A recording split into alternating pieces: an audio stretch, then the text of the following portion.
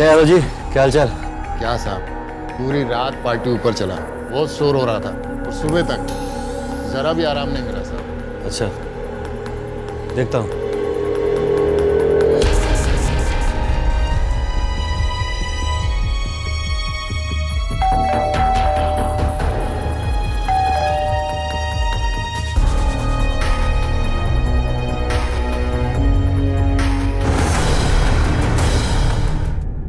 अंडे के सुरक्षित खोल में रहने से जीवन नहीं चलता और बीज के आवरण में रहने से वटवृक्ष नहीं पनपा करते। जीवन को जानने, जीने और बेहतर कल की संभावनाओं को तलाशने के लिए अपने घर से, अपनों से दूर जाना आम भी है और कुछ हद तक आवश्यक भी।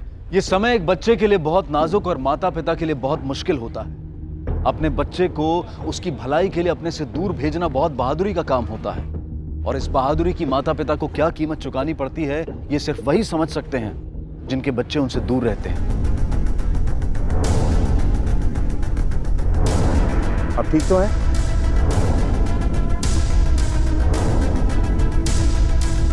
ठीक है आप?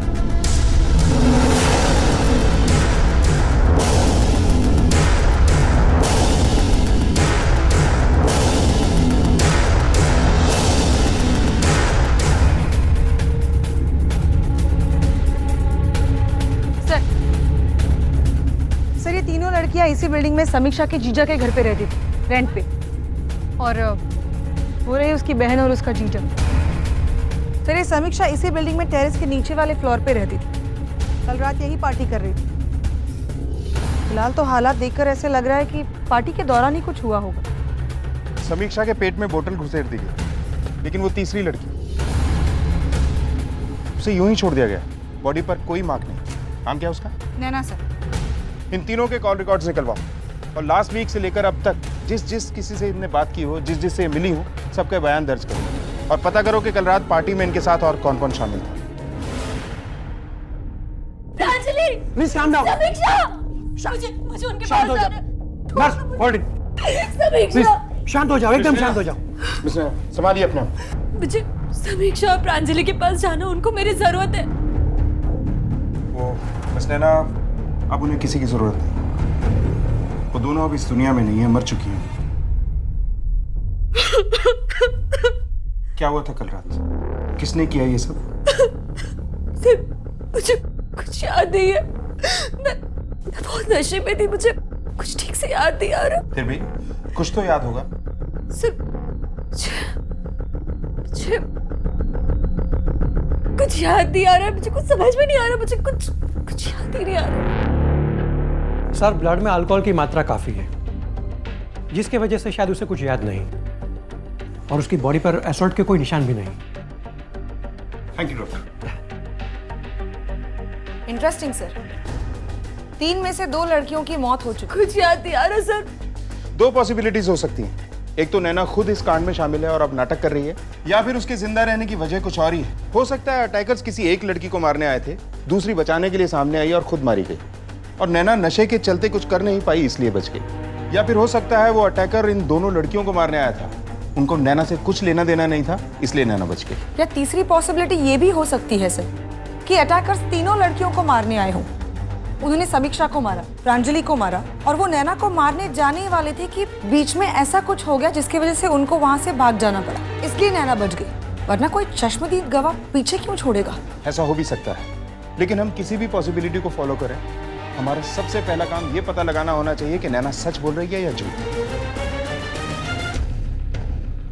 देखिए, हमें लड़कियों के बारे में डिटेल में बताइए। मैं अपनी फैमिली के साथ पास वाली बिल्डिंग में ही रहती हूँ।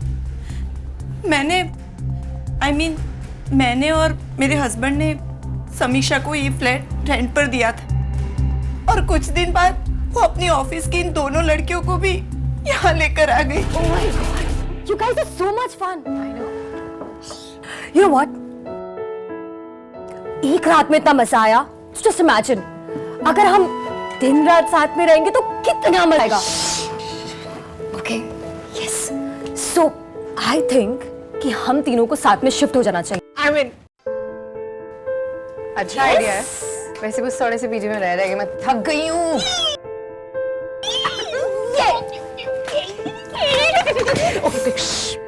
बट एक चीज बता दूं, माय दीदी is not so much fun, but my जीजा जी, I don't think there would be any problem. आपकी बहन आप ही के घर पे टेनेंट थी? दी please, what is the big deal? अरे क्या प्लीज, तू यहाँ हमारे साथ रह रही है ना, तुझे कोई प्रॉब्लम हो, तकलीफ हो तो हमें बता. मुझे यहाँ पे रहने में कोई प्रॉब्लम नहीं है. इट्स जस्ट दैट कि मैं अकेले रहना एक्सपीरियंस करना चाहती हूँ. मैं अपनी लाइफ को एक्सप्लोर करना चाहती हूँ और उसके लिए मुझे अपना स्पेस चाहिए. प्लीज. मुझे लगता है कि तूने फैसला कर ही लिया है. कोई कहीं नहीं जा रहा है, कहीं भी नहीं जाना तुम्हें. तुम्हें मेरी कोई चिंता ही नहीं है. I mean, अपनी दीदी की और मेरी कोई परवाह ही नहीं है तुम्हें. हमसे अलग रहना चाहती हो तुम. रिलैक्स मिलिंद, मुझे लगता है कि इसने फैसला कर लिया है. No means no. ओके, तुम्हें अपना जीवन जीना है, स्पेस चाहिए, अपने सपने पूरे करने हैं, करो. सामने वाली बिल्डिंग का अपना दूसरा फ्लैट खाली करा देते हैं, टेनेंट से बोल देते हैं खाली कर देगा, लेकिन तुम यहीं रहोगी हमारी नजर के सामने. ठीक है? आपसे कुछ बात करनी है जरा. आप हमेशा एक ही रूट पे जॉगिंग करते हैं? और क्या आपकी बीवी को पता है कि आप समीक्षा को लेके कितने कंसर्न? क्या बात कर रहे हैं सर, साली ये कंसर्न क्यों नहीं होगा? और एक मिनट सर, कहीं आप मुझ पे शक तो नहीं कर रहे हैं? अरे आपको मुझ पे शक करने के बजाय उसके बुड्ढे रोमी को पकड़ना चाहिए, जिसके बारे में कई बार समीक्षा को बता चुका हूं कि उससे मत मिल, उससे बात मत कर, लेकिन उसने तो ठान रखी थी कि जीजा की बात उसे माननी ही नहीं. अब देखिए क्या हुआ.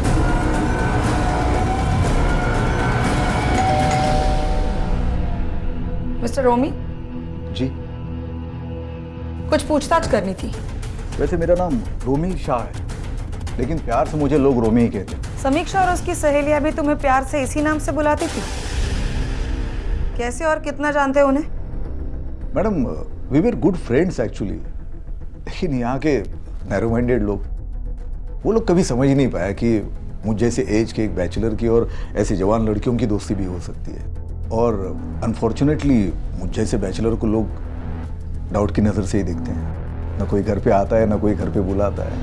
लेकिन समीक्षा और उसके फ्रेंड्स के साथ मेरी काफ़ी अच्छी दोस्ती थी. कल रात उनके साथ थे तुम?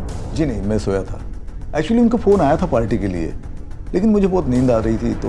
पर सोए तो नहीं थे तुम? एटलीस्ट रात के 11:30 बजे तक तो बिल्कुल नहीं. इनफैक्ट लगभग उसी के आसपास तुमने किसी को फ़ोन भी किया. हाँ किया था, वो लीकर शॉप में फ़ोन किया था.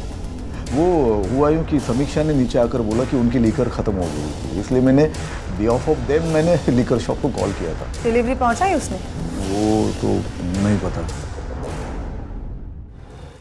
हाँ मैडम, मुझे उनका कॉल आया था, लेकिन मेरी शॉप बंद हो रही थी.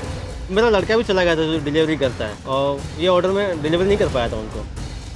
अच्छा, जिन लड़कियों के पास डिलीवरी के लिए जाना था उनके यहाँ से अक्सर ऑर्डर आया करता था? जी नहीं मैडम, महीने में सिर्फ 1 या 2 बार, वो भी 1 या 2 बोतल. 1-2 बॉटल्स नहीं सर, क्रेट्स के क्रेट्स आया करते थे दारू के उनके घर. टैंकर थी तीनों की तीनों. एकदम बर्बाद लड़कियां थी सर.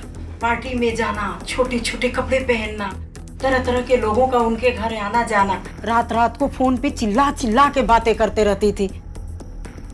अब आप ही बताइए, लोग क्या सोचेंगे उसके बारे में? जी सर, अगर आप चाहे तो ये आसपास के फ्लैट में भी इंक्वायरी कर सकते हैं. वैसे भी वो हॉट टॉपिक बनी रहती थी. वो तो हम कर ही रहे हैं. आप लोगों से जितना पूछा जाए उतना बताइए. वो फट्टू और उसकी मोटी माँ. Mind your language.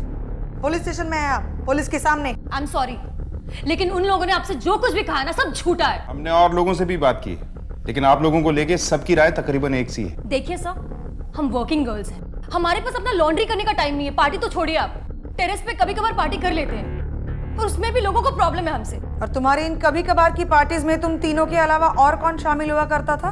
Friends, boyfriends? नहीं, बस हमारे बॉस कभी कभार आया करते थे. He is a nice guy. ठीक है, जा सकती है. Thank you sir. अच्छा नैना, कुछ याद आया?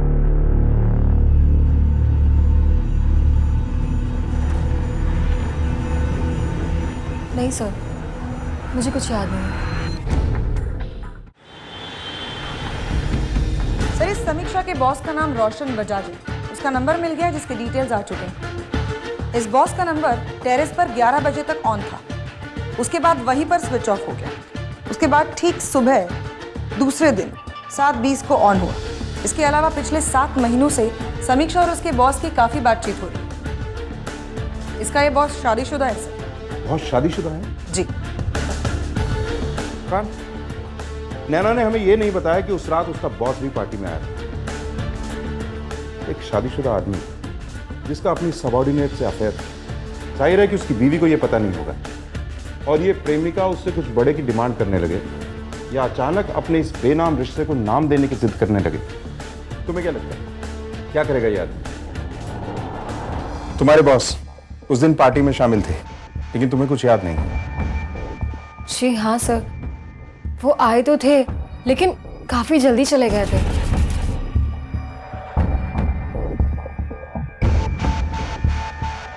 अब मुझे एग्जैक्ट टाइम तो याद नहीं, लेकिन उनके जाने के बाद हमने काफी देर तक पार्टी की थी। ये बात तुमने पहले क्यों नहीं बताई? जी वो सर, आई एम सॉरी, इतना बड़ा हादसा हो गया, कुछ बता ही नहीं पाई। जी देखिए, मैं और समीक्षा एक दूसरे से प्यार करते थे, लेकिन हमारे बीच में कुछ गंदा नहीं था। हम शादी करने की भी सोच रहे थे और मैं अपनी वाइफ से डिवोर्स ले रहा था।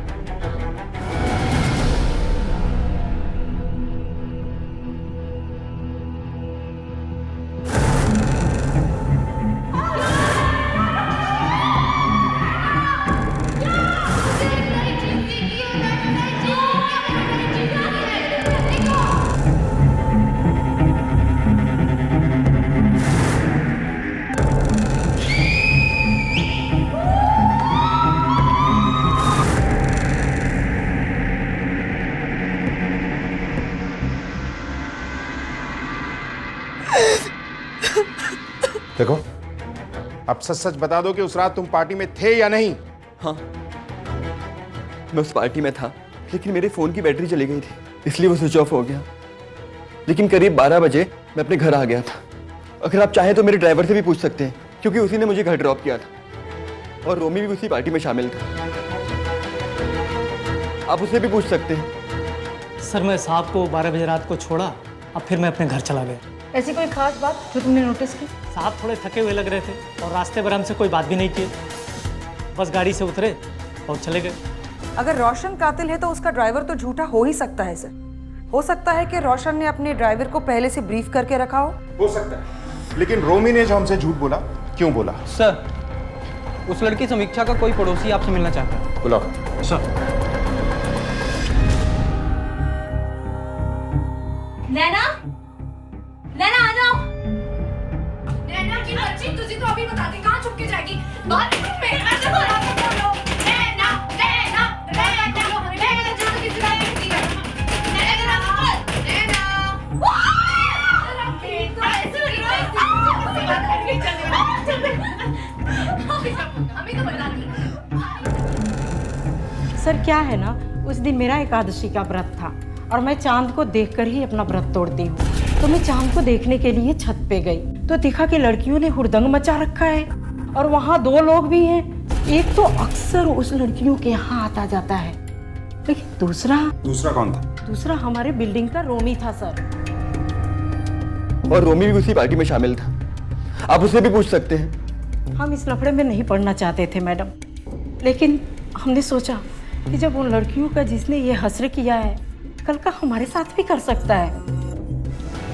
इतना सब कुछ हो जाने के बाद तुम मुझे फोन कैसे कर सकती हो? हाँ, I am so sorry. No sorry. और हाँ, मुझे दीदी मत कहो, मैं तुम्हारी दीदी नहीं हूँ। जितना जल्दी हो सके उतना मेरे घर की चाबियां तुम मुझे आकर वापस दे दो, समझी तुम? दी मेरी बात तो सुनिए, दी लिसन टू मी प्लीज। मैंने कहा ना, मुझे कुछ नहीं सुनना है बस। टेक इट इजी सोनाली, अभी अभी हॉस्पिटल से लौट के आई है। जितना दुख हमें है उतना दुख उसे भी है। सुनो मेरी बात सुन, मुझे ऐसा लगता है कि उसे एक मौका देना चाहिए। अचानक ऐसे कहाँ चली जाएगी? मुझे ऐसा लगता है कि अकेली लड़कियों से तुम्हें कुछ ज्यादा ही हमदर्दी है। तुम चाहो तो तुम भी जा सकते हो उसके साथ, उसे भी कंपनी मिल जाएगी और तुम्हें भी अपना दुखड़ा सुनाने वाला कोई मिल जाएगा। मुझे तो लगता है कि इन सारी बातों से सबसे ज्यादा दुख तो तुम्हें ही पहुंचा है ना? सर मैंने कुछ नहीं किया सर, आई स्वेयर सर। हमसे झूठ क्यों बोला? मैं डर गया था कि कहीं आप लोग मुझ पर ही शक ना करो, लेकिन अनफॉर्चुनेटली वही हुआ सर। तो उस रात समीक्षा और उसकी सहेलियों के साथ पार्टी में तू भी शामिल था। अब मुंह खोलेगा या पुलिस स्टेशन ले जाके खुलवाएं? हाँ सर, मैं पार्टी में गया था, करीब 10:30 बजे मैं वहां पर पहुंचा। वहीं से मैंने लीकर शॉप में कॉल भी किया था और 11:30 के करीब मैं वहां से निकला भी सर। सर निकलते वक्त मैंने उनको बोला था कि अब बस करो, मोनिश और उसकी माँ को पता चलेगा तो हंगामा खड़ा कर देगी। तो उन्होंने बोला था बस अब थोड़ी देर रो, बस अब थोड़ी देर।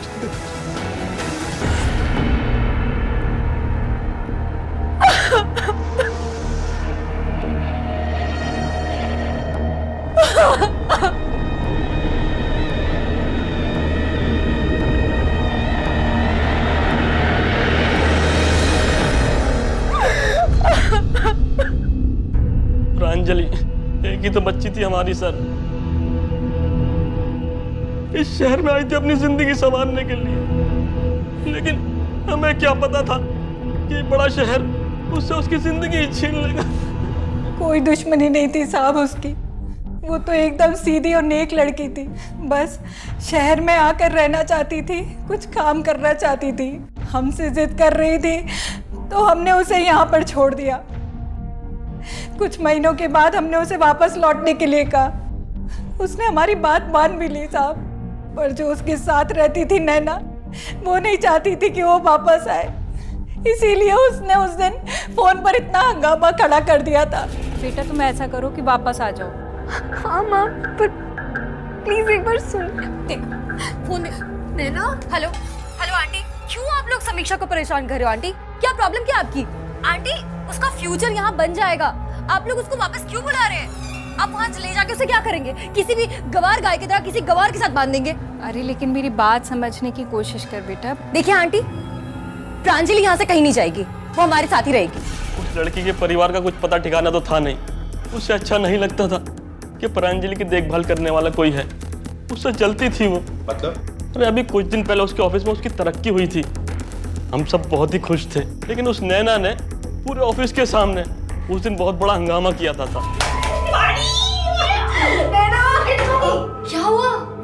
मुझे प्रमोशन मिला। इसे प्रमोशन मिला। क्या हुआ नैना, तुम मेरे प्रमोशन से खुश नहीं है? राइट, मैं तेरे प्रमोशन से बिल्कुल भी खुश नहीं हूँ। बिना मेहनत किए तुझे प्रमोशन भी मिल गया। नैना कम ऑन यार, प्रांजलि ने बहुत मेहनत की है। ओह राइट, हाँ मैंने तो कोई मेहनत की नहीं है ना। ऑफिस आवर्स के बाद भी घंटों अपने डेस्क पे बैठ के काम किया करती थी। आखिर तूने प्रूफ कर ही दिया कि चापलूसी और चमचागिरी हार्डवर्क से कहीं ज्यादा इंपॉर्टेंट है। ओ हेलो नैना, तूने कोई इतनी मेहनत भी नहीं की थी जो तुझे प्रमोशन मिलता। I deserve it, that's why I got it, not because Naina, are you okay? ये बात आपको प्रांजलि ने बताई? जी सर गलती मेरी ही है, मैंने कुछ ज्यादा रिएक्ट कर दिया था, आई कन्फेस। पर हमारा रिलेशन बिल्कुल सिस्टर्स की तरह था। हम झगड़ते भी थे और उसी रात एक भी हो जाते थे। मैं उन दोनों से बहुत प्यार करती थी, उन्हें खरोच तक पहुंचा नहीं सकती थी।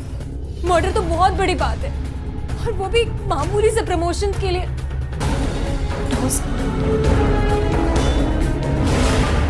ये तो तय है कि नैना प्रांजलि से जेलस थी। वो बूढ़ी भी है और शॉर्ट टेम्पर्ड भी। वो खुद ही प्रांजलि और समीक्षा को अपने साथ रहने लाई, फिर पजेसिव हो गई। और जब प्रांजलि ने अपने घर लौट कर जाने की बात की तो उसे हजम नहीं। फिर वो प्रमोशन का ड्रामा जेलसी के लिए। पर सर मौका वारदात से उसका बिल्कुल सही मिलना बहुत बड़ा पॉइंट हो सकता है जो उसके खिलाफ जाता है। अच्छा, ये नैना की फैमिली सतारा में रहती है? जी सर, उसके फादर को बुलाया है हमने। सर ये आपको कुछ बताना चाहते हैं।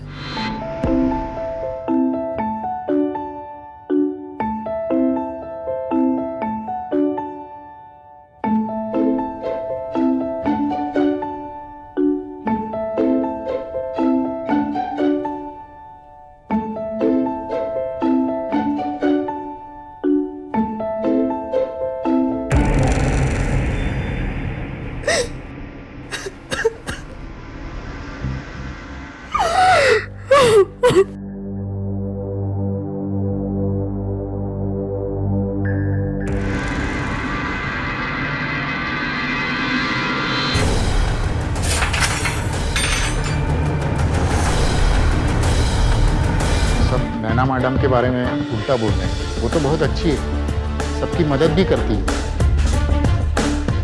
अच्छा, बिल्डिंग में कभी उनका किसी के साथ झगड़ा होता था? महीने में एक बार नहीं, 2-4 बार, वो भी बहुत जोर वाला। किसके साथ? वो उनके बाजू में रहता ना मोहनीश, उसके साथ। पूरा सोसाइटी को मालूम है। और उनका ना आपस में 36 का आंकड़ा था। मैडम वो लड़का ना लड़कियों के मामले में बहुत खराब है।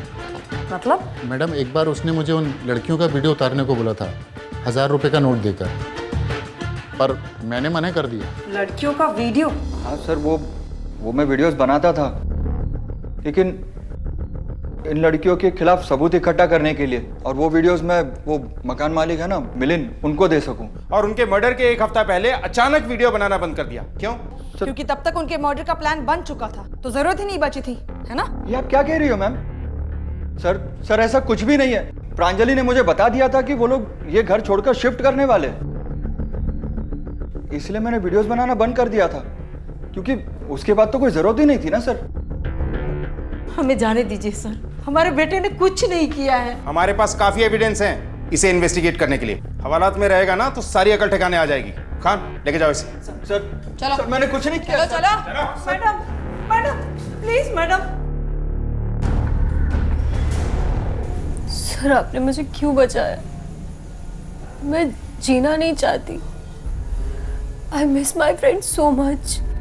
मैं उनके लिए कुछ भी नहीं कर पाई, उन्हें जस्टिस भी नहीं दिला पाई। देखो, मौका अब भी हाथ से नहीं निकला है। तुम चाहो तो अब भी हमारी मदद कर सकती हो। तुम्हें बस अपने दिमाग पर जोर डालना है और याद करना है कि उस रात आखिर हुआ क्या था। मुझे कुछ याद नहीं आ रहा सर। मैंने बहुत कोशिश की उस रात के बारे में सोचने की, पर मुझे कुछ भी याद नहीं आ रहा है। नैना, तुमने अपनी जान लेने की कोशिश की, बेशरम। तूने आज मेरे घर पे भी पुलिस भेज दी। ये क्या कर रहे हैं? दूर रहिए प्लीज। जब से आई है जिंदगी में, तब से मुसीबतों के अलावा और कुछ नहीं दिया है। आप ऐसे क्यों बोल रहे हैं? पैदा होते ही अपनी माँ को खा गई, मेरी नौकरी भी चली गई, और आज मेरे घर पे पुलिस लेकर आ गई। नैना का बचपन मुश्किल गुजरा था। उसे वो प्यार, देखभाल और सुरक्षा का वातावरण नहीं मिला था जो एक बच्चे के निर्दोष विकास के लिए जरूरी होता है। और वो जैसी थी, अपने रिश्तों और अपने करीबी लोगों को लेकर जरूरत से ज्यादा पॉजिटिव और मूडी लड़की, जो परिस्थितियों के अपने मन मुताबिक ना होने पर अप्रत्याशित ढंग से रिएक्ट करती थी। तो क्या उसके ऐसा होने की सबसे बड़ी वजह उसका असामान्य बचपन ही था? कहीं ऐसा तो नहीं था कि अपने बीते हुए कल में बुरे हालात का शिकार हुई नैना ने अपनी किसी मानसिक विकृति की वजह से अपनी सहेली प्रांजलि और समीक्षा को शिकार बनाया था उस क्रूरता का जिसका शिकार कभी उसे भी होना पड़ा था? या फिर वो कोई और था जो इतना बड़ा अपराध करने के बाद भी आजाद घूम रहा था? कोई ऐसा जिसका चेहरा जुर्म की तस्वीर में अभी तक दिखाई नहीं दिया था?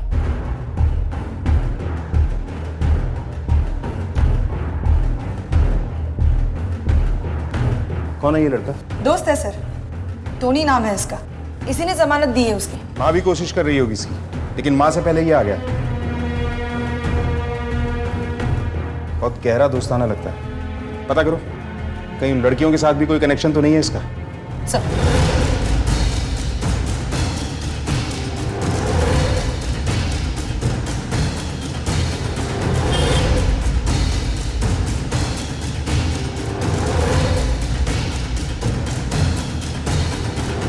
वॉचमैन,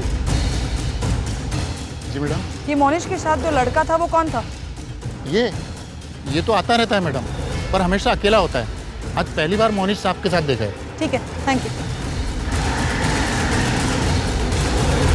सर, मैंने तो सिर्फ इसकी बेल कराई थी, और फिर मुझे यहाँ क्यों? I mean, किसी की बेल कराना कोई क्राइम है क्या सर? नहीं, बिल्कुल नहीं। बल्कि ये तो बहुत अच्छी बात है। तुमने इतनी अच्छाई दिखाई, इसीलिए तो हम तुम्हारे बारे में और ज्यादा जानना चाहते हैं। मतलब क्या? जैसे ये कि जिस रात तुम्हारे इस फ्रेंड की बिल्डिंग में उन 2 लड़कियों का कत्ल हुआ, उस रात उस वक्त तुम कहाँ थे? As usual at home. मैं अपने घर पे था, और इस मर्डर से मेरा क्या कनेक्शन है? एक मिनट, आप लोग मुझ पे शक कर रहे हैं? शक नहीं कर रहे हैं, बल्कि पूरे यकीन से तुम पर शक कर रहे हैं। अगर उस रात तुम अपने घर पर थे, तो रात के 1:30 बजे तुम्हारा फोन उन लड़कियों के लोकेशन पे क्या कर रहा था?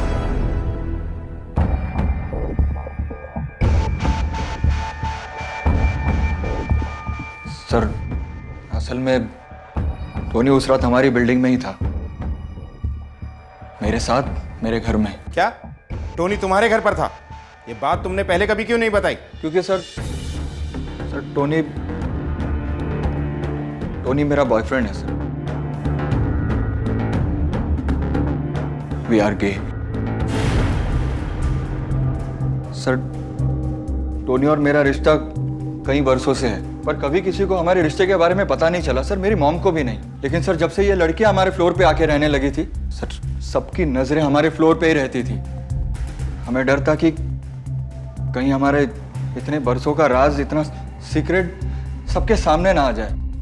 बस इसीलिए सर मैं उन लड़कियों को वहां से भगाना चाहता था। मतलब उस पूरी रात तुम उस बिल्डिंग में थे अपने इस दोस्त के घर? नहीं सर, तकरीबन आधी रात को मैं अपने घर जा ही रहा था, हमेशा की तरह। बस मैं वो बिल्डिंग के पीछे वाले गेट से जा रहा था, तभी एक आदमी मुझसे टकराया सर। वो बहुत घबराया हुआ था सर।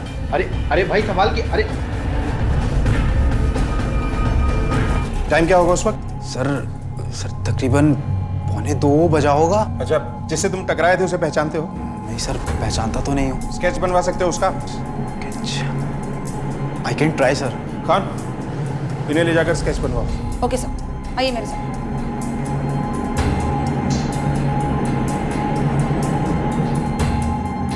सर, रोशन बजाज का ड्राइवर आपसे मिलने आया है। ठीक है सर,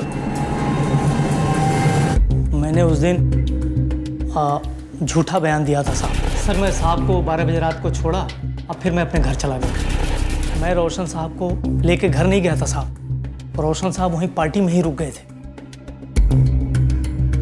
उन्होंने मुझे बोला कि तुम घर चले जाओ। मैं घर गया और गाड़ी साहब की बिल्डिंग में खड़ा कर दिया और फिर वहाँ से अपने घर चला गया। रोशन साहब ने मुझे पैसे दिए थे झूठ बोलने के लिए, लेकिन बाद में मुझे लगा कि उन लड़कियों को रोशन साहब ने ही मारा होगा। मैंने झूठ बोला है, इसलिए इसका पाप मुझे भी लगेगा। इसलिए मैंने सोचा साहब कि आकर आपको पूरी सच्चाई बता दूं। लेकिन इतना पक्का है साहब कि रोशन साहब उस दिन घर नहीं गए थे, वो उस रात पार्टी में ही थे। वो झूठ बोल रहा है सर, ही इज लाइंग। क्यों करेगा वो ऐसा? तनख्वाह रोक के रखी है तुमने उसकी? सर मैंने कोई तनख्वाह नहीं रोकी, लेकिन वो झूठ बोल रहा है क्योंकि करीब 12 बजे मैं अपने घर आ चुका था और आप चाहे तो बिल्डिंग की सीसीटीवी फुटेज देख सकते हैं। खान,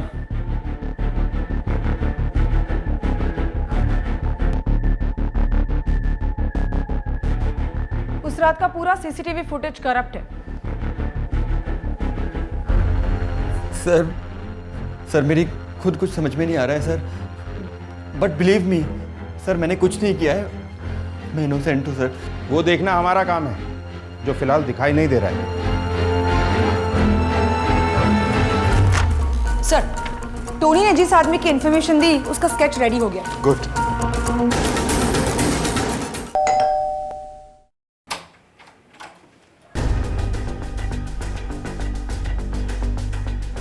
नैना, तुम यहाँ? मैडम प्लीज, आप गलत मत समझना। एक्चुअली सोनाली ने इसे घर से बाहर निकाल दिया। मैं तुम्हारी दीदी नहीं हूँ। जितना जल्दी हो सके उतना मेरे घर की चाबियां तुम मुझे आकर वापस दे दो, समझी तुम?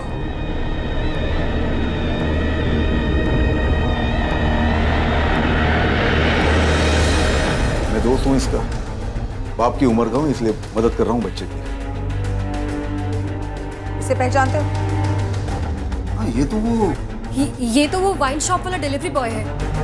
ये अक्सर हमारे सोसाइटी में डिलीवरी देने आता है। लेकिन मेरी शॉप बंद हो रही थी, मेरा लड़का भी चला गया था जो डिलीवरी करता है।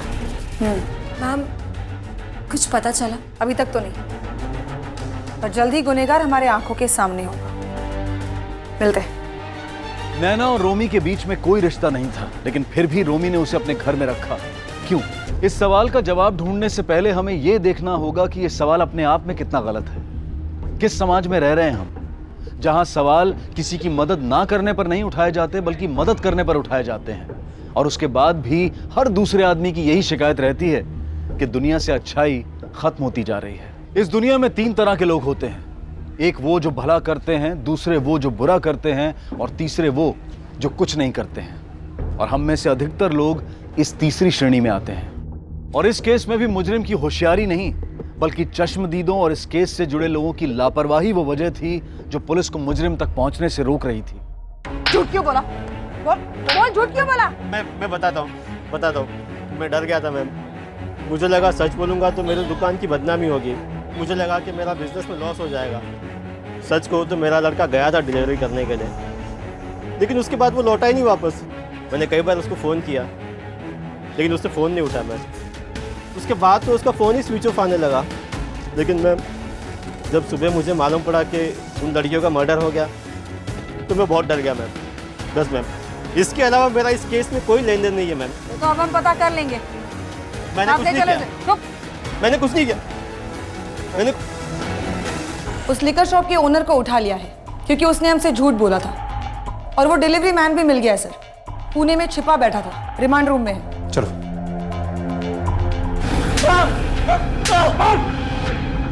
मैंने उनको नहीं मारा था सर। मैं जब डिलीवरी लेके पहुंचा तब तक तो एक मर भी चुकी थी और दूसरी अपनी आंखें सांसें ले रही थी। और पुलिस को देके भागा क्यों? मैं आपसे बचकर नहीं भाग रहा था सर, मैं तो उन कातिलों से बचकर भाग रहा था। उन्होंने मुझे देख लिया था, अगर मैं उन्हें मिल जाता तो मुझे भी मार डालते, इसलिए मुंबई छोड़कर पुणे भाग आया था मैं। कौन थे वो लोग? कभी देखा है उन्हें? नहीं सर। हाँ, पर एक का चेहरा देखा मैंने। खान, स्केच आर्टिस्ट बुलवाओ। Okay sir. सर उस आदमी का स्केच। इसे नैना और बाकी लड़कियों की फैमिलीज को दिखाओ, देखो शायद कोई इसे पहचानता हो। Okay sir.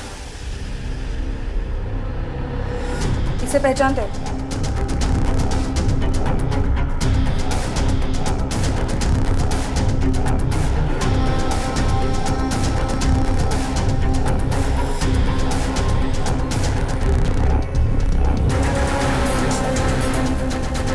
इसे जानते हैं आप? हाँ मैम, शिवपाल प्रीति का ड्राइवर है। लेकिन बात क्या है मैम?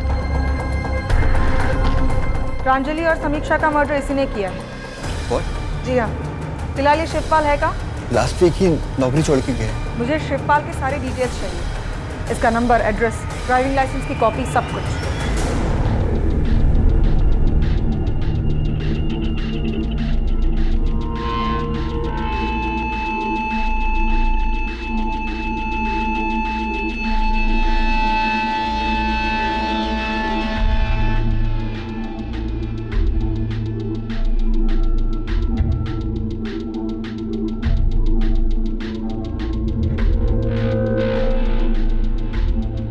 मैं तेरे से कह रहा था यहाँ से निकल लेता, पर तूने मेरा बात नहीं माना। दिखा इसका नतीजा क्या हुआ? अगर हम ऐसा करते तो कब का पुलिस की नजरों में आ जाते, समझे? अरे यार कुछ नहीं होता।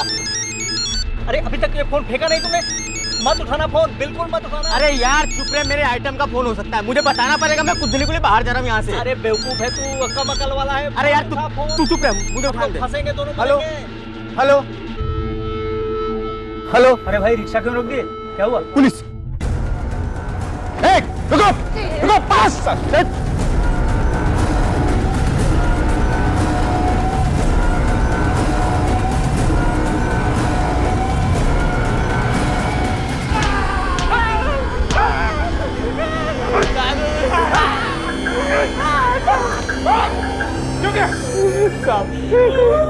हमारा इरादा बिल्कुल नहीं था उन्हें मारने का।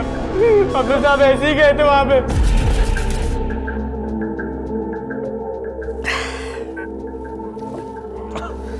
अरे यार चलना किसी छमिया बार में चलते हैं दारू पीने के लिए। बहुत दिनों से जो है ना किसी छमिया बार में जाके दो पैक नहीं पिया यार। बड़ा मन कर रहा है किसी छमिया के साथ दो पैक दारू पीने का। अरे तो बार वाली छोड़, चल मैं तुझे ऐसी छमियाओं के पास ले चलता हूँ जिनके साथ हमारा सावैश करता है, समझा? चलो तो फिर चलो।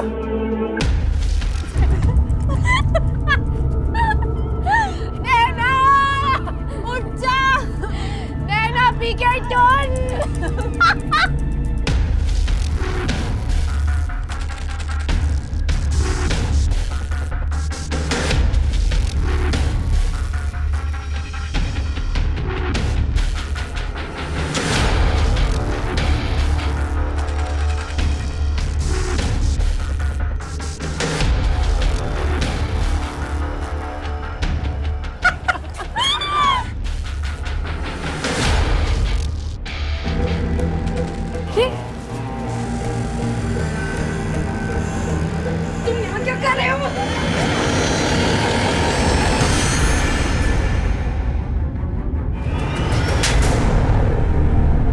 तुम लोग सोसाइटी में रहने के लायक ही नहीं हो। अब जिंदगी भर संडा जेल में।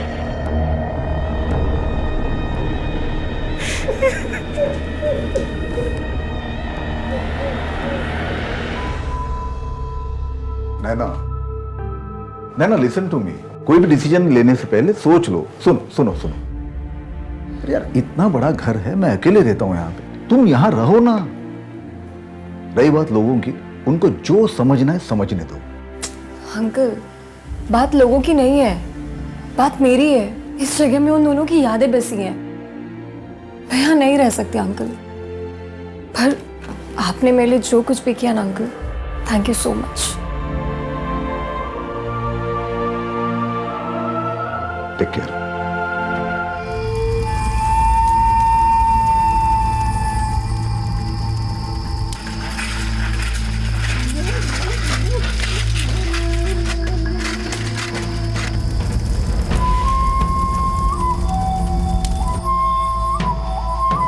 यही आ अरे क्यों बाद में लड़ाई झगड़े पे आ जाओ। अरे काटिया, क्या हुआ क्या हुआ? वो उधर वो बहुत सारे मसाल। हाँ, लगता है प्रभात भाऊ गांव में आ गए काका।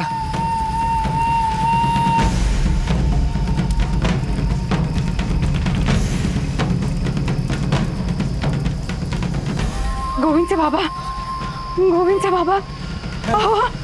चल दाखव तो तुला, दाखव तो तुला, काय झालं? दाखव तो तुला।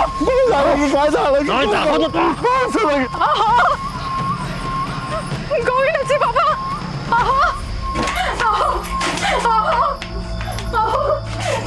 गोविंदाचे बाबा। मेरा बात सुनो भाऊ, मेरा बात सुनो। चल मेरा बात सुनो, मेरा बात सुनो भाऊ। गोविंदाचे बाबा।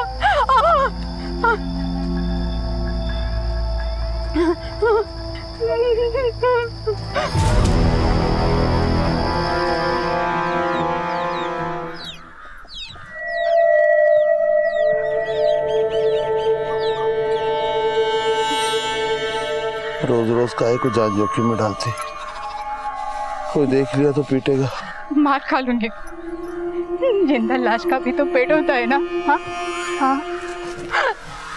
क्या हो रहा है? खैर मना प्रभात भाऊ नहीं है, वरना हाथ की जगह कुल्हाड़ी चलती और लूली लंगड़ी होके यहाँ पे अपने पति और बेटे दोनों को देखती। धोखा फिर लगा तुझा, समझा ना इसको? उम्र का लिहाज कर रहा हूँ इसलिए छोड़ रहा हूँ, लेकिन प्रभात भाऊ नहीं छोड़ेंगे, समझ लगा है? चला रे। इस दिल दहला देने वाली घटना से 2 महीने पहले इस गांव में एक और अमानवीय अपराध हुआ था। एक युवक की हत्या करके उसके शव को पेड़ से टांग दिया गया था और 2 महीने बाद उसके पिता के हाथ पैर सिर्फ इसलिए काट दिए गए क्योंकि वो चाहते थे कि उनके बेटे का शव चील और बाजों की खुराक बनने की बजाय 5 तत्वों में विलीन हो जाए। ये गांव रिमोट एरिया में था, यहाँ से पुलिस स्टेशन भी लगभग 60 किलोमीटर की दूरी पर था, इसलिए ना तो पुलिस को इन घटनाओं की कोई जानकारी थी और ना ही गांव के लोगों में प्रभात मोर्चा के खिलाफ आवाज उठाने का साहस। आखिर कौन था प्रभात और क्यों बना था प्रभात मोर्चा, जिसका आतंक सहने पर मासूम गांव वाले मजबूर थे?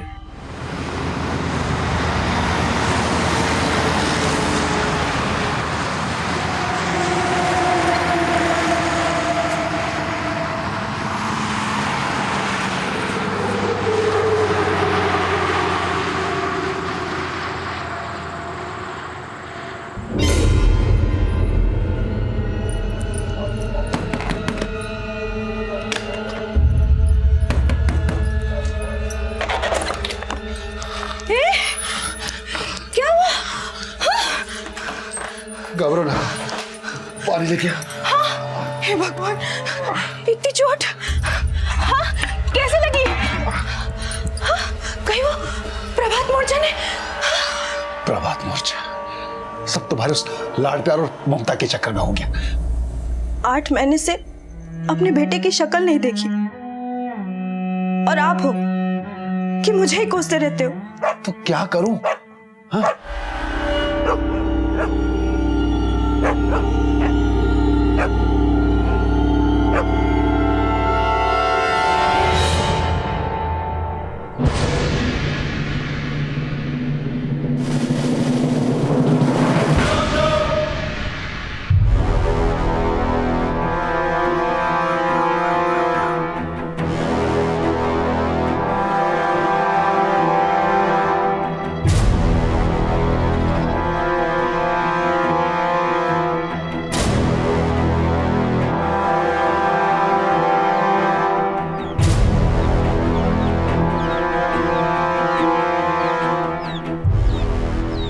क्या नाम है तुम्हारे काका और काकी का? सचिन मनमाड़ी आणि इंदू मनमाड़ी और उनका बेटा माधव मनमाड़ी साहब। बेटा भी लापता है? हो साहब। लेकिन अभी तो बोला कि बेटा मुंबई में काम करता है। खरे साहब तुमचा, लेकिन सुना है कि माधव कल गाँव आया था। सुना है मतलब? सर हुआ यूँ कि हम दोनों काका से मिलने घर गए थे, तब वहाँ जाके देखा तो प्रभात मोर्चा लिखा है दीवार पे, और काका काकी दोनों अंदर नहीं थे साहब। मतलब ये प्रभात कोई गांव का गुंडा है जिसने तुम्हारे काका और काकी को? लेकिन साहब उसके जात वाले उसको गुंडा नहीं समझते, मसीहा समझते हैं। जब से गोविंद ने... गोविंद, तुम क्या बोल रहे हो? कुछ समझ नहीं आ रहा। साहब मैं आपको प्रभात मोर्चा के बारे में सब बता देता हूँ साहब, तब आपको समझ में आएगा। क्योंकि साहब मेरे काका काकी और माधव इनके लापता होने के पीछे भी ये प्रभात मोर्चा है साहब। ये प्रभात मोर्चा जो है 8 महीने पहले बना, जब गोविंद और प्रभात की दोस्ती दुश्मनी में बदल गई। वो कैसे? गोविंद हमारी जात वाला है और प्रभात दूसरी जात वाला, लेकिन दोनों पढ़ते एक ही कॉलेज में थे।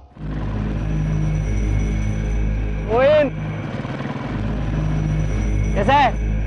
बैठ जा। और गोविंद और प्रभात पक्के दोस्त थे साहब, लेकिन दुश्मनी की वजह बनी कविता। कविता? ये कविता कौन है? भानु देशपांडे की बेटी साहब, प्रभात की जाती वाली थी, लेकिन गोविंद से प्यार करती थी। लेकिन साहब पूरा गांव गोविंद और कविता के रिश्ते के खिलाफ था, और प्रभात भी जात पात को लेकर बड़े कट्टर विचार वाला था। और जिस दिन गोविंद कविता को भगा के शादी करने वाला था, अगर भाग गया तो फिर से वापस आया साहब, अपने खौफ का साया छोड़ने के लिए। धीरे धीरे प्रभात का प्रभात मोर्चा बना, और साहब ये प्रभात मोर्चा वाले जो लोग हैं ना, वो हमारे जात वालों से गोविंद की जरूरत का बदला लेते साहब, जीने का हक भी छीनने लगे साहब। और सर जब भी कोई ऐसा कांड हमारे लोगों के साथ होता है, तब ये प्रभात मोर्चा वाले लोग पीड़ित के घर के बाहर प्रभात मोर्चा ऐसा लिखते हैं, जैसे कि काका काकी के घर के बाहर भी लिखा है साहब। तेरे काका के आस पड़ोस वालों ने कुछ भी नहीं बताया कि वहाँ क्या हुआ?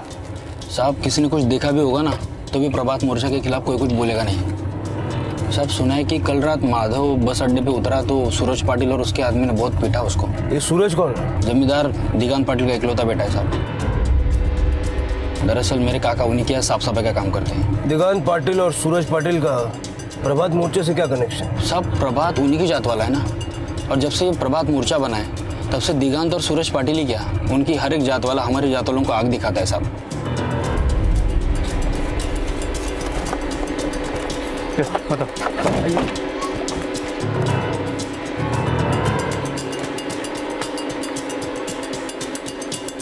हट जाइए।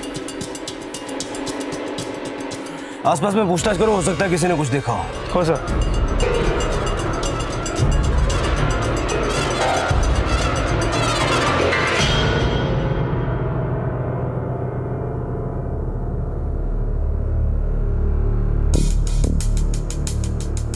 सर आस पड़ोस में कोई कुछ बताने को तैयार नहीं है। साहू, सचिन दिगंत पाटिल के यहाँ काम करता था। सचिन के बेटे की सूरज के साथ मारपीट की बात भी सामने आई है। कहीं ऐसा तो नहीं कि सचिन की किसी गलती की वजह से या किसी और वजह से दिगंत पाटिल ने प्रभात मोर्चा के नाम से उसके मुलाजिम के परिवार को सबक सिखाया हो? चलो।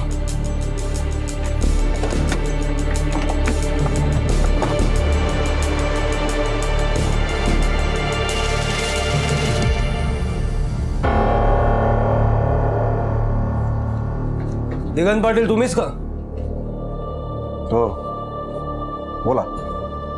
और ये आपका बेटा सूरज? जी। काय काम कर लो? नहीं, आज ये सरकारी मुलाजिम हमारे घर में। आपका मुलाजिम सचिन अपने बीवी बच्चों समेत गायब है, पता होगा ना आपको? तो मैं भी हैरान हूँ, ये 2 दिन से काम पे नहीं आ रहा था ना। हाँ। अपने बेटे से पूछा आपने? सुना है सूरज ने सचिन के बेटे की कल बहुत पिटाई की। उसको गांव में आना मना है। तो क्या है, वो तो पंचायत का फैसला है ना। पंचायत भी तो आप ही लोग चलाते हैं। वैसे मैंने सुना है कि इस गांव पे वर्चस्व प्रभात मोर्चा का है। हाँ, प्रभात और प्रभात मोर्चा इस गांव की ढाल है, रक्षक है हमारे। किससे रक्षा करते हैं? उन गरीब बेसहारों से जो 2 वक्त की रोटी के लिए आप जैसों के मोहताज है। इंस्पेक्टर, ये आधी अधूरी जानकारी लेके आप पूरी बात बताइए ना, मैं पूरी बात सुनूंगा। हाँ तो सुन लीजिए और समझ भी लीजिए। प्रभात और प्रभात मोर्चा अगर नहीं होते तो ये गोविंद जैसे न जाने कितने हमारे बहू बेटियों का जीना मुश्किल करते थे। हाँ, क्यों तिकड़े? बहू है इस घर की, देखो शर्म और लाज से कैसे ढकी हुई है। क्यों? खानदानी है। अगर दूसरे किसी भी जात का कोई भी इसको बुरी नजर से देखेगा तो उसको सबक सिखाना कर्तव्य है हमारा। क्या है? कर्तव्य है कि नहीं? और जिस माधव की पैरवी करने आप आए हो ना, उसी ने गोविंद को बढ़ावा दिया कि हमारी जात वाली लड़की को भगा के ले जाए। तो जहां से आया ना वही भेज दिया उसको। कहाँ भेज दिया? अरे दाव देना, नरक में गया होगा, वही जगह उसके लिए ठीक है। ये गांव तो नरक बनने से बच गया ना। तो आप और आपके प्रभात मोर्चा का मिशन गांव को स्वर्ग बनाना है। जरा बताएंगे आपके इस प्रभात मोर्चे का करता अर्था कहाँ मिलेगा? वो मसीहा है हमारा, मसीहा। उसका पता तो फरिश्ता भी नहीं बता सकता। आपके इस मसीहा की पड़ताल में अब हम लग गए। देखिएगा कहीं आप भी लपेटे में ना आ जाएं। सचिन, माधव और इंदू की गुमशुदगी की वजह जानने के लिए हमें प्रभात और प्रभात मोर्चे को जानना होगा। पता करो ये गोविंद कहाँ रहता था और ये प्रभात मोर्चे से जुड़े हुए लोग कौन कौन है, और ये प्रभात कहाँ रहता था। मासूम गांव वालों के लिए प्रभात किसी भूत से कम नहीं था, जो गांव में अपने मोर्चे के साथ आकर तबाही और अत्याचार का मंजर खड़ा करता था। लेकिन गांव में कोई भी ये पता होने का दावा नहीं करता था कि प्रभात अब कहां रह रहा था, और ना ही ये बात पूरी तरह से स्पष्ट थी कि उसने वाकई में अपने दोस्त गोविंद की हत्या की थी। और उस हत्या के बाद कविता अब कहां थी, इसका भी कोई पुख्ता स्पष्टीकरण नहीं था। और ये सवाल भी बना हुआ था कि प्रभात का साथ देने वाले प्रभात मोर्चा के लोग कौन कौन थे। क्या इन किस्सों में कुछ सच्चाई थी, या फिर प्रभात और उससे जुड़ी सारी घटनाएं सिर्फ एक अफवाह थी।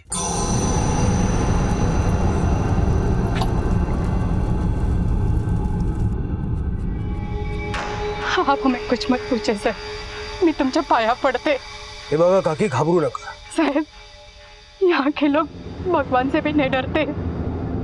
अगर हम कुछ बोलेंगे तो मेरे बेटे की तरह मेरे पति को लाश बनाकर पेट पेट लटका देंगे साहब। आपके पति है कहाँ? मैं तुमसे पाया पड़ते साहब, आप कुछ मत पूछिए, हमें हमारे हाल पे छोड़ दो साहब, कहीं विचार न कहा। हाँ साहू।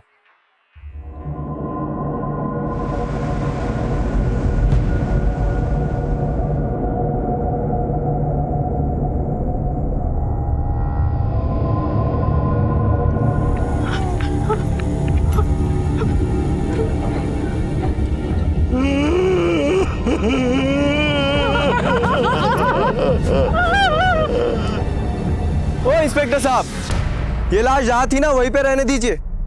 प्रभात मोर्चा को अगर पता चल गया ना तो एक गोविंद के जात वालों का जीना मुश्किल हो जाएगा। जीना मुश्किल तो तेरे प्रभात और उसके मोर्चे के आतंकियों का हम करेंगे।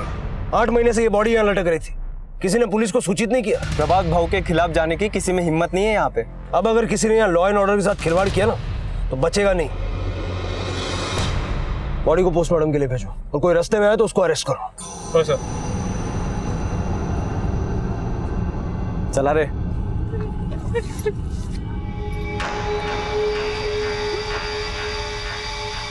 आप लोग हिम्मत रखिए।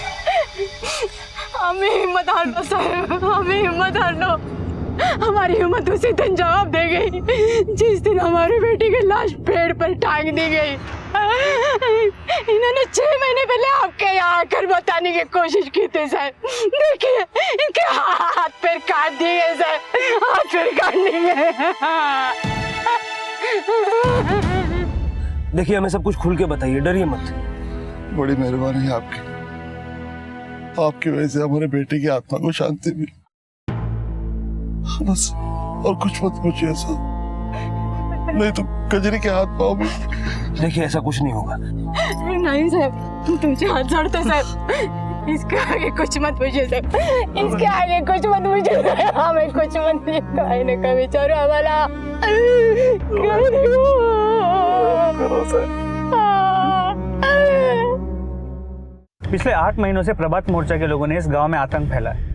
सुनने में आया है कि इस गिरोह के लोग रात को अपने मुंह पे सफेद कपड़ा और चश्मा लगा के अपनी वारदातों को अंजाम देते हैं। लेकिन गोविंद की हत्या के अलावा और किसी की हत्या की बात सामने नहीं आई।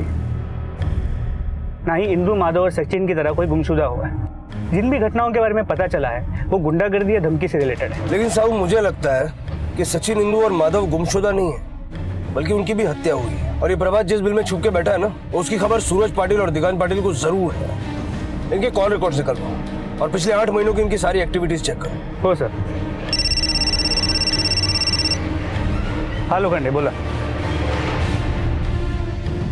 ठीक है, मला SMS कर। फिर इस प्रभात के माँ बाप के बारे में पता चला है। गोविंद की मौत के बाद वो पुणे शिफ्ट हो गए थे।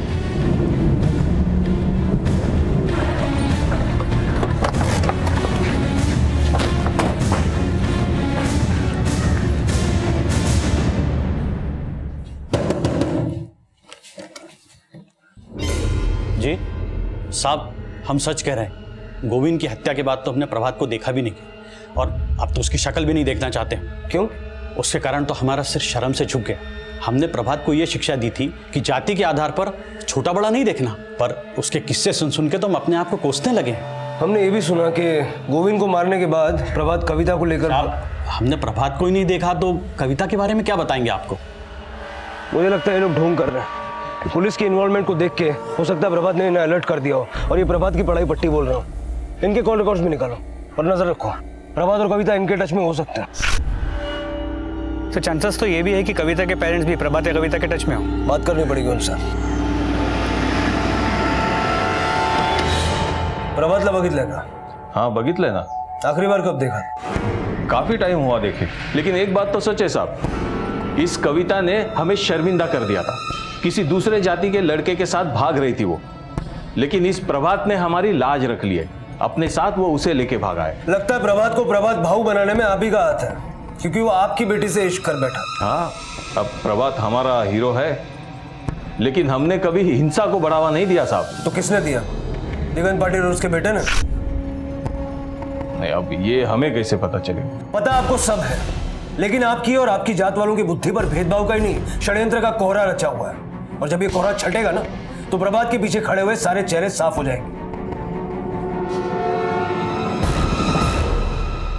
प्रभात की जात वाले उसको अपनी ढाल समझते हैं, लेकिन वो खुद भी उसकी ढाल बने हुए हैं। अब ये प्रभात मोर्चा चलाने के लिए उसने लोग बाहर से तो इंपोर्ट किए नहीं होंगे, इसी गांव के लोग हैं जो मुंह पे गमछा और चश्मा लगा के दूसरी जाति वालों को डराते हैं। सर, मैं प्रभात के कॉलेज के दोस्तों का पता कर रहा था, तब एक बात मेरे सामने आई कि गोविंद के साथ कोई माधव भी था जो इसी गांव का है और प्रभात के साथ पढ़ता था, लेकिन पिछले 8 महीने से उसने पढ़ाई छोड़ दी और अभी मुंबई में नौकरी करता है। पढ़ाई बीच में क्यों छोड़ी? सर, वजह का तो पता नहीं चला, लेकिन उसके कॉल रिकॉर्ड से एक बात सामने आ गई है कि उसकी आखिरी कॉल गांव की जयश्री गोडसे को की गई थी। माधव उसको अक्सर कॉल करता था। सर, कौन है ये जयश्री गोडसे? सचिन और इंदू के पड़ोस में रहती है सर।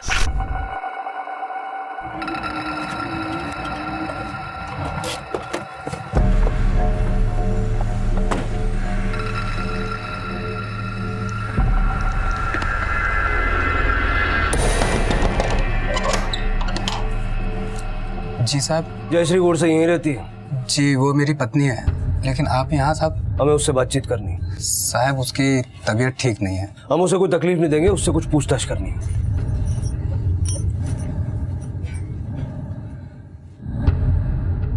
तकलीफ देने के लिए माफी चाहता हूँ, लेकिन हमें बस ये जानना था कि सचिन और उसके परिवार के गायब होने से पहले माधव ने आपको फोन किया था। क्या बात हुई थी आपकी उससे? साहिब, इंदू मौसी ने माधव को मेरा नंबर दे रखा था। कभी कभी उनका फ़ोन नहीं लगता ना, तो माधव मुझे फ़ोन करके मैसेज भिजवाता था। उस रात क्या मैसेज दिया था उसने? वो साहिब, उसने बोला कि आई को बोलना कि मेरे को फ़ोन करे। तो ये मैसेज आपने उनको दिया?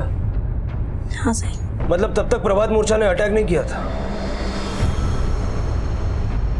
अच्छा ये बताइए, आप तो दूसरी जात वाली है ना, तो इस तरह रोज रोज उनके घर जाके मैसेज देने में आपको खराब नहीं लगा? साहिब, ऊपर वाले ने केवल 2 ही जात बनाई है, औरत और मर्द। मतलब आप जात पात में नहीं मानती?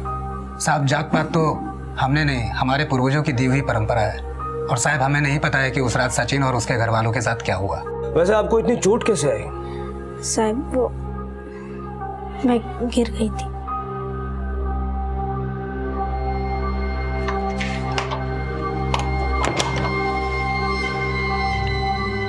दवा क्यों नहीं लगाया? चलो आप, मैं लगा देता हूँ। सर, गोविंद की पोस्टमार्टम रिपोर्ट, सर पे गहरी चोट का निशान है, हाथ और पाँव भी काटे गए, शायद किसी कुल्हाड़ी से। इसका मतलब गोविंद के पिता तीर्थ के हाथ और पैर भी 6 महीने पहले किसी कुल्हाड़ी से काटे गए। सर, वो तीर्थ ही है जिसने इन प्रभात मोर्चा वालों को करीब से देखा है। अगर वो बयान देने के लिए मान जाए तो शायद हम उन तक पहुंच सकते हैं। मैं गोविंद के परिवार से बात करने की कोशिश करता हूँ। तुम ये पता लगाओ, गांव में किस किस के पास सफेद गमछा, चश्मा और कुल्हाड़ी है। इन 3 चीजों का कॉम्बिनेशन जिसके पास है, उससे हमें प्रभात मोर्चा के बारे में कोई ना कोई क्लू डेफिनेटली मिलेगा। हो सर। आखिरकार गोविंद की लाश को उसकी हत्या के 8 महीने बाद चिता नसीब हुई।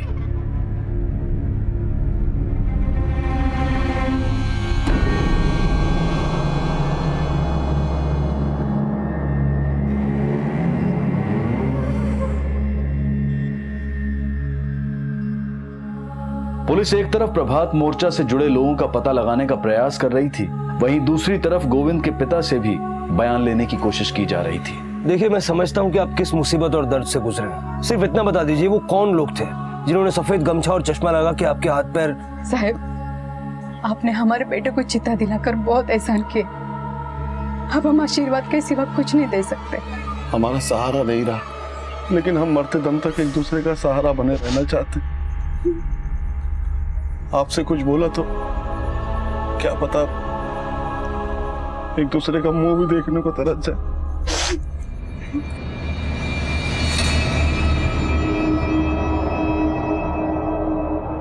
प्रभात भाव के रहते हुए हमारी जाति परंपरा से कोई भी छेड़खानी नहीं कर सकता है, क्योंकि प्रभात भाव हमारे मसीहा ही नहीं बल्कि। क्या हो रहा है यहाँ पे?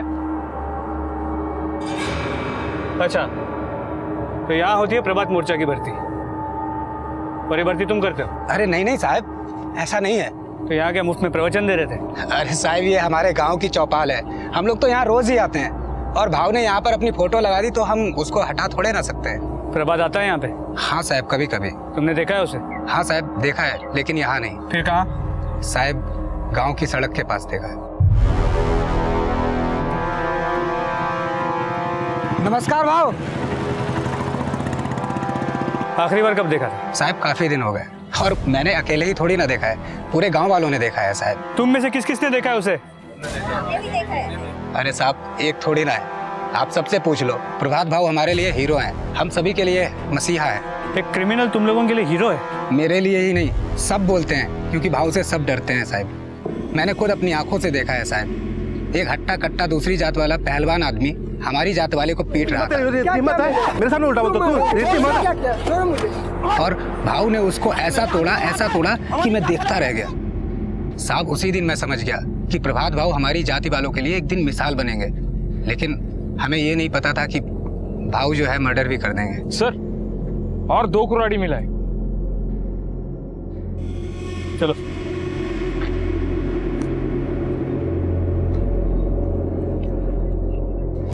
सर, गांव में कुल 15 घर हैं, जहां पे एक गमछा, चश्मा और कुल्हाड़ी का कॉम्बिनेशन मिला है, जिनमें से दिगांत, सूरज, सचिन और कविता के पिता का घर भी शामिल है।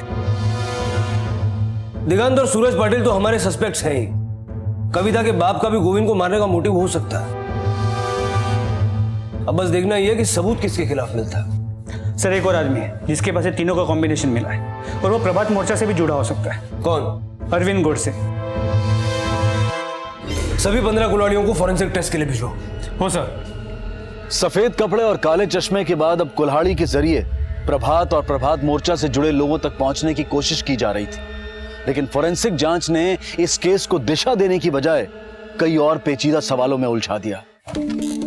सर, फोरेंसिक रिपोर्ट में दिगंत, सूरज और कविता के पिता के घर से मिले कुल्हाड़ी पे नहीं, बल्कि सचिन के घर पे मिले कुल्हाड़ी के पीछे वाले हिस्से पे ब्लड के ट्रेसेस मिले, जो गोविंद के खून के साथ मैच करते हैं।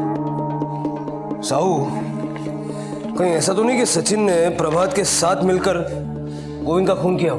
पॉसिबल है, क्योंकि सचिन पहले प्रभात के घर पे साफ सफाई का काम करता था। प्रभात ने शायद उससे पैसे देकर मर्डर करवाया, पर सचिन और उसकी फैमिली का गायब होना इस डील का हिस्सा हो। इसलिए जब हम सचिन के घर पे गए। लेकिन गोविंद की हत्या के 8 महीने बाद ऐसा क्या हुआ होगा कि सचिन ने? सर, हाईवे के पास खेत में बॉडी के कुछ कटे हुए हिस्से मिले।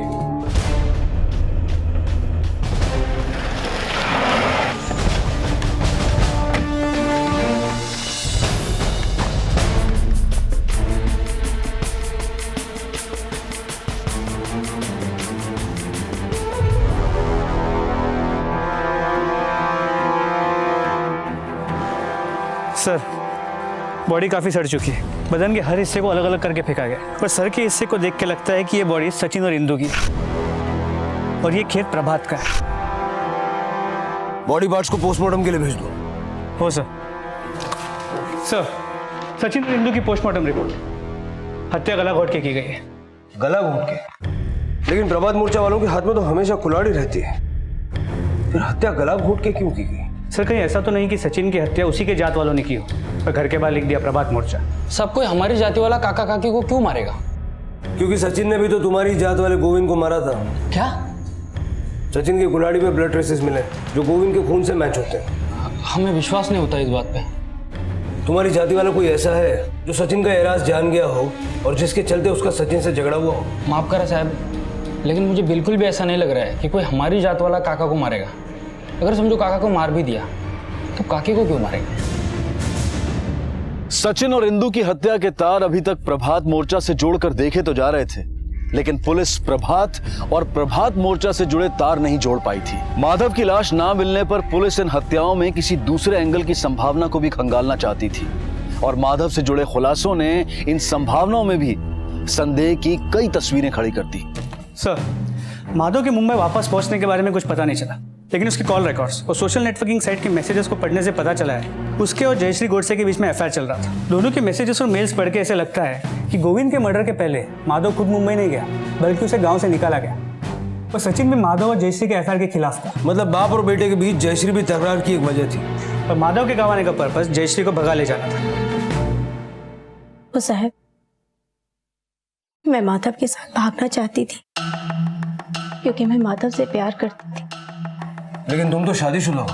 अरविंद ने कभी भी मेरे साथ बीवी जैसा बर्ताव नहीं किया। वो बात भी करता था तो मार के करता था।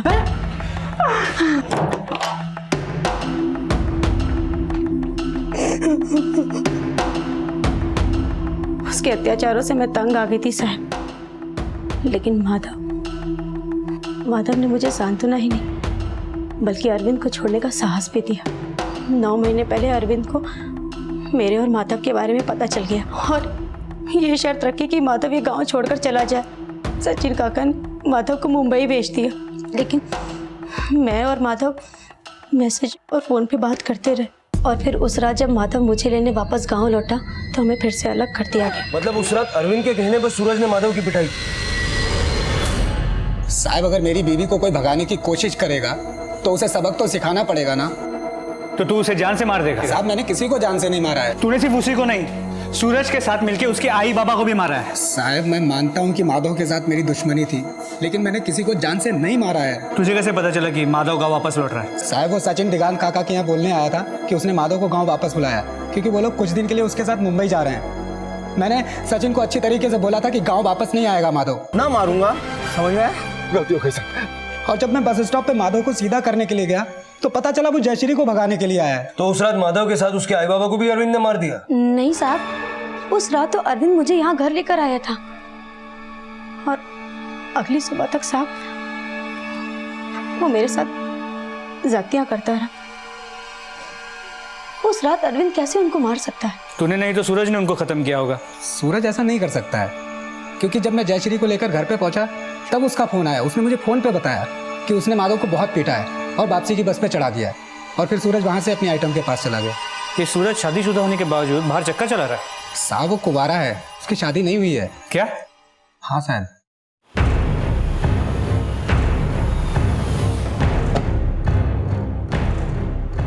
ओ इंस्पेक्टर, अंदर कहाँ जाएंगे इंस्पेक्टर साहब? बाबा मकान। अरे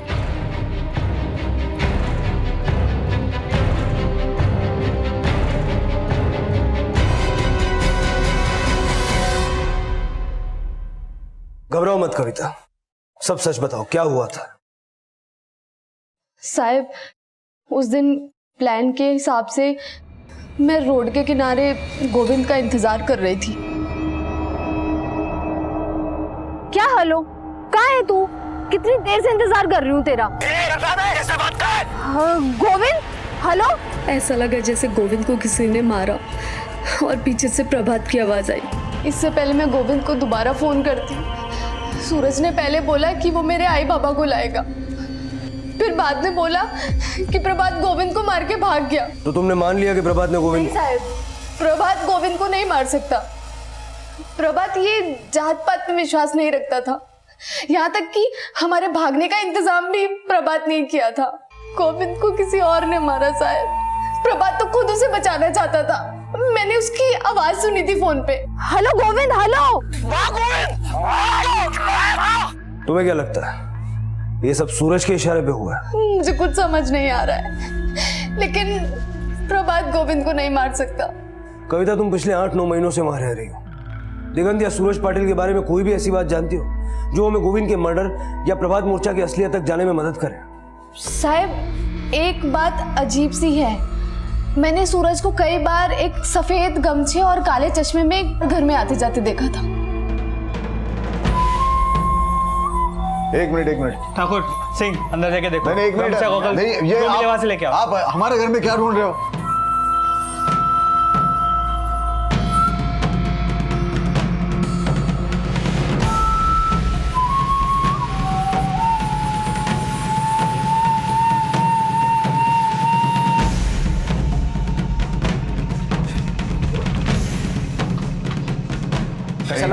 प्रभात मोर्चा के करता धरता आ गए अपनी असली जगह पे।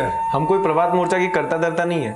प्रभात मोर्चा प्रभात का है, हमारा उससे कोई लेना देना नहीं है। तुझे क्या लगता है रे, तेरे ऐसा बोलने से हम मान लेंगे कि प्रभात जिंदा है? प्रभात जिंदा ही नहीं, अमर है और हमेशा रहेगा। उसी ने गोविंद को मारा है। कविता अपना बयान दे चुकी है कि तूने उसका अपहरण किया। अब छोटे साहब और बड़े साहब सब यही रहेंगे। कविता की तलाश और उसके साथ हुए अपराध के खुलासों ने इस केस को एक घुमावदार मोड़ दिया, लेकिन यह संदेह अब भी बना हुआ था कि क्या प्रभात मोर्चा का सिर्फ चेहरा था या प्रभात मोर्चा का कर्ता धर्ता भी। और इन सवालों के जवाब ढूंढने के लिए पुलिस अब प्रभात की असली शख्सियत को समझना चाहती थी। सर, प्रभात के पिता के बाद से अब भी ऐसा लगता है कि उन्हें प्रभात के बारे में कुछ नहीं पता। और दूसरी ओर गोविंद के माँ बाप सूरज और दिगंत का नाम सुनते ही कुछ भी बोलने से मना कर रहे हैं। लेकिन साहब वो बोले या ना बोले, प्रभात मोर्चा दिगंत और सूरज पाटिल ही चला रहे। लेकिन सर, सूरज और दिगंत ने तो कभी नहीं कहा कि उन्होंने प्रभात को देखा है। ये दावा तो अरविंद का है। साहू कहीं ऐसा तो नहीं कि अफवाह उड़ाने वाला और प्रभात मोर्चा चलाने वाला अरविंद है? प्रभात से जुड़े रहस्यों को जानने के लिए अरविंद इस केस की एक अहम कड़ी था, क्योंकि जो राज अरविंद जानता था वो राज इस केस से जुड़ा दूसरा कोई शख्स नहीं जानता था। लेकिन वो राज थे क्या, ये जानने के लिए पुलिस को भी काफी मशक्कत करनी थी। बताता।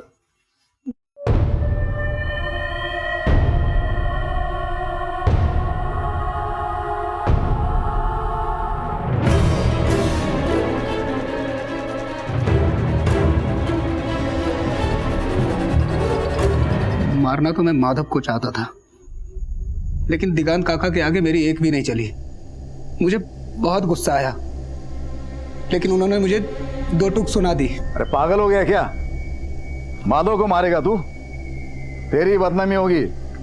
तेरी बीवी के साथ चक्कर है उसका, सब लोग तेरे पे शक करेंगे। चल ले गाड़ी काट। मैं अंदर ही अंदर गुस्से में कुड़ रहा था कि मैं माधव का कुछ नहीं कर पाया। तभी मुझे पता चला गोविंद और कविता का भी लफड़ा चालू है और वो लोग भागने का प्लान बना रहे हैं। मुझे लगा अगर ऐसा हुआ तो जयश्री और माधव के भी हौसले बुलंद हो जाएंगे। तभी मैंने ठान लिया कि ऐसा मैं बिल्कुल नहीं होने दूंगा। सचिन प्रभात को जानता था, तब मैं उससे मिला।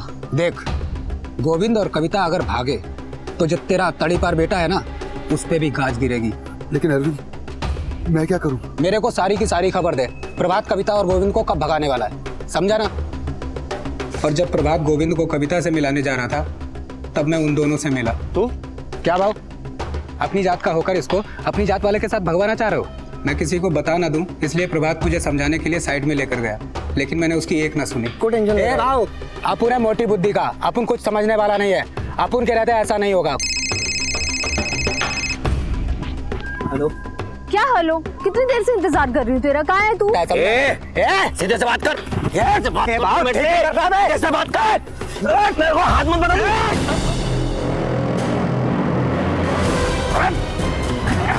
उसके बाद तुमने गोविंद की बॉडी कैसे काटी?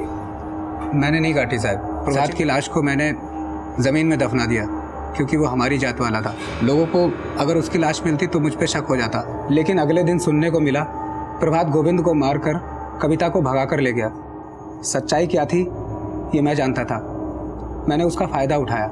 लोगों की नज़रों में प्रभात को जिंदा रखने के लिए प्रभात को देखे जाने की झूठी खबर फैलाई और प्रभात मोर्चा का निर्माण किया, ताकि इसकी आड़ में माधव की जात वालों से बदला ले सकूं। और आखिरकार तूने माधव से बदला ले ही लिया, उसके आई बाबा को भी मार दिया। नहीं साहब, मैंने सिर्फ गोविंद और प्रभात को मारा। माधव और उसके आई बाबा को किसने मारा मैं नहीं जानता हूँ।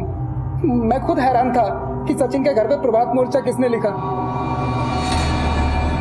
सर, ना तो हमें माधव की बॉडी मिली है, ना ही जयश्री के कॉल रिकॉर्ड में कोई ऐसा नंबर जो हमें माधव का कोई भी क्लू दे। हम जयश्री के फोन को टैप कर रहे हैं, माधव उसके कांटेक्ट में नहीं है। और सूरज ही वो इंसान है जिसने आखिरी बार माधव को देखा था और उसने हमसे कहा कि उसने माधव को पीट के बस में चढ़ा दिया था। कौन सी बस में चढ़ाया था माधव को? वो बुल्ढाना की साहब। इसे पहचानते हो?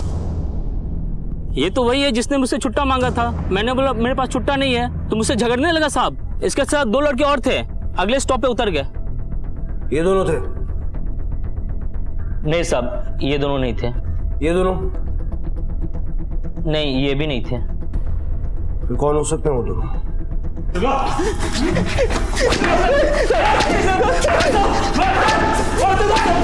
बता दो।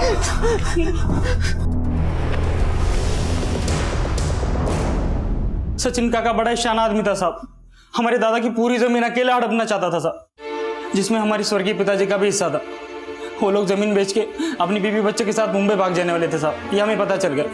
इसलिए पूरी प्लानिंग के साथ हम बस स्टॉप पे गए थे उस दिन, और जैसे ही बस चालू हो गई हम चढ़ गए उसमें।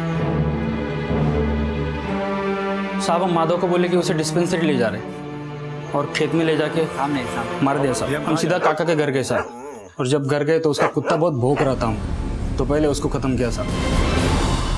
अब क्या करना है? देख, यहाँ सामने प्रभात की खेती है। ये सब टुकड़े लेके वहां जाके फेंकते हैं। गाँव वालों को लगेगा कि प्रभात नहीं मारा इनको। चल फेंक देते। चल। काका काकी की लाश को प्रभात की खेती में फेंकने के बाद हम फिर घर आए साहब, और वहाँ दीवार पे प्रभात मोर्चा लिख दिया ताकि शक हम पे ना जाए साहब।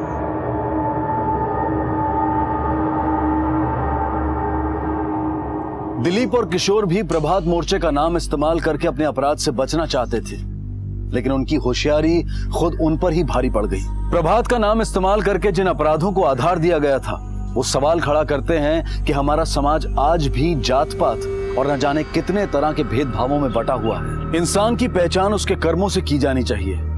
धर्म और जाति के आधार पर किसी को छोटा या बड़ा समझना अनैतिक ही नहीं, अमानवीय भी है। इसी विचार के साथ अब मैं अनूप सोनी आपसे विदा लेता हूं। फिर मुलाकात होगी अगले एपिसोड में जुर्म की एक और कहानी के साथ। तब तक अपना और अपने परिवार का ख्याल रखें और देखते रहें क्राइम पेट्रोल डायल 100। सबक एक को सीख हम सबको। जय हिंद। क्राइम पेट्रोल के और भी दिलचस्प कहानी देखने के लिए हमारे चैनल को सब्सक्राइब करें और बेल आइकॉन दबाना न भूलें।